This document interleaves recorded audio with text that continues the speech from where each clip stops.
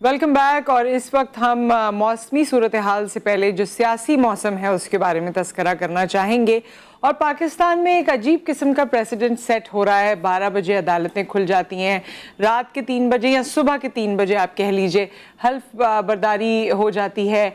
और भी इस तरह जो टाइमिंग्स हमारे पास हमें दिखने को मिल रहे हैं, इससे आवाम की या कौम की जो एक एक्सपेक्टेशन है वो भी बढ़ती जा रही है। क्योंकि जब ये ऐवान या जब ये अदालतें रात गए खुलेंगे और इस तरह से हल्फ बर्दारी होगी या डिसीजन मेकिंग होगी, तो लोगों को लगता है कि हमारे मसाइल का हल भी अब 9 to 5 में नहीं, 24 घंटे में 24/7 में कभी भी होना चाहिए, या हमारे लिए भी ऐसे ही इदारों को उठ खड़े होना चाहिए।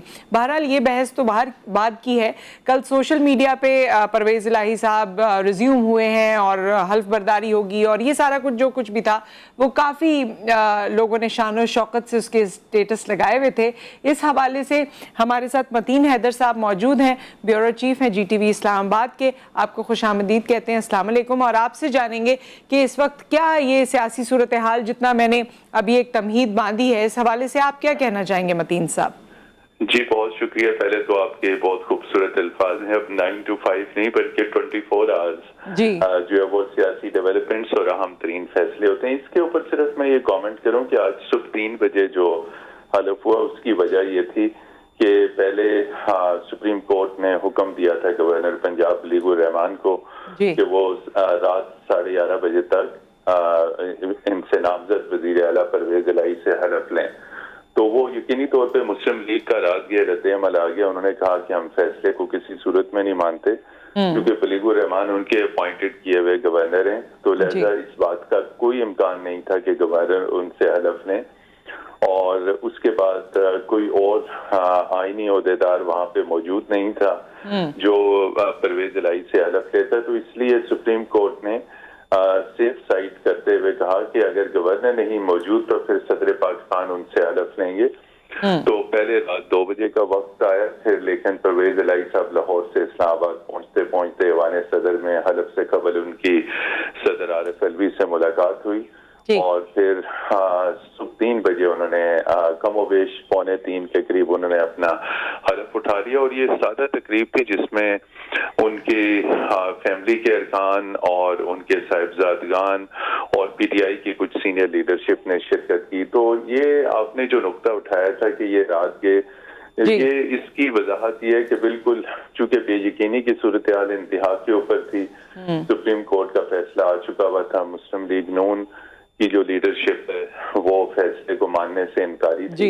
तो किसी भी किस्म का मजीद कोई आईनी बहरान आगे पैदा हो, खिलाफ पैदा हो, उससे बचने के लिए ये जरूरी था कि रात के ही वजीर आला पंजाब अपना हलफ उठा लें, क्योंकि नून लीग की जानिब से मुज़ाहमत का इम्कान था कि वो किसी भी एतबार से, चूंकि वजीर आला उनका था, लेकिन अगरचे के रात के वजीर आला को डिसलॉज कर दिया गया और चीफ सेक्रेटरी ने नोटिफिकेशन जारी कर दिया सुप्रीम कोर्ट के हुक्म के मुताबिक कि हमजा शहबाज शरीफ अब वजीर आला नहीं रहे। लेकिन फिर भी लाहौर के ऊपर जो असर रसूख है इस वक्त नून लीग का, तो मुश्किलात पैदा हो सकती थी, इसलिए उनको इस्लामाबाद मदऊ करके उनसे हलफ ले लिया गया। अब अगला मरहला उनके लिए काबीना की तश्कील होगा। हाँ, ये अगले मरहले से पहले मतीन साहब मैं आपसे ये जानना चाहूंगी कि आप देखिए अब हम बड़े खुल के एस्टेब्लिशमेंट के बारे में बात करते हैं, उनके खिलाफ भी बात कर लेते हैं। इसी तरह अदालत के बारे में पहले लोग बात करते हुए डरते थे, तौहीन अदालत से डरते थे। अब अदालत को भी इस तरह का खतरा लाहक है कि वो रात का टाइम दे रहे हैं कि हल्फ रात को उठाया जाएगा।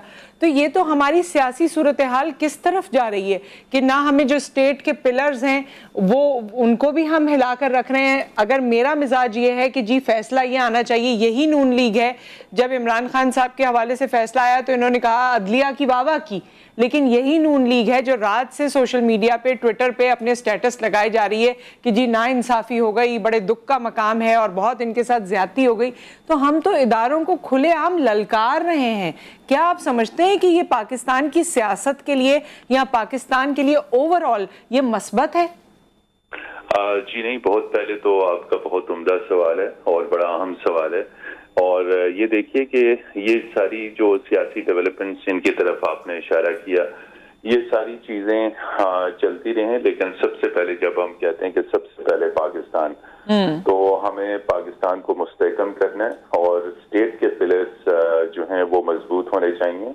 سیاست آنی جانی چیز ہے، یہ وزرائے اعظم، یہ وزرائے اعلیٰ، گورنرز کی تعیناتی، یہ سب چیزیں آنی جانی ہے. ہمیں جو اعلیٰ ترین عدلیہ ہے، دیکھیے یہ بھی کوئی اتنی پرانی بات نہیں ہے. اپریل میں جب اسی عدلیہ نے عمران خان کے فیصلے کے خلاف قومی اسمبلی کو بحال کیا تو نون لیگ نے جشن منائے اور اسی کے نتیجے میں شہباز شریف جو ہیں وہ وزیر اعظم بنے.